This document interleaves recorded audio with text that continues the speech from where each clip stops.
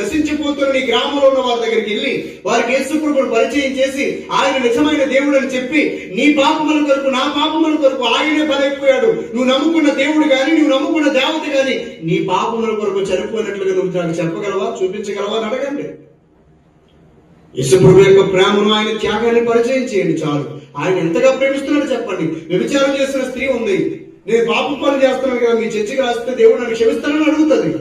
మీరు చెప్పండి, నా దేవుడు క్షమిస్తాడని.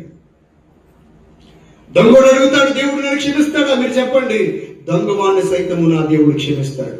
నేను జబ్బుతూ ఉన్నాను, కుష్ఠవ్యాధితో ఉన్నాను, నా వారు నా దగ్గరికి రావట్లేదు, నేను చర్చికి వస్తే దేవుడు నన్ను క్షమిస్తాడా, లేకపోతే దేవుడు నన్ను అంగీకరిస్తాడా? మీరు చెప్పండి, యేసు ప్రభు కుష్ఠి రోగును కౌగిలించుకున్నాడు.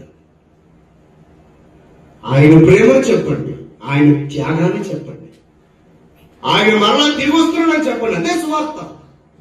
యేసు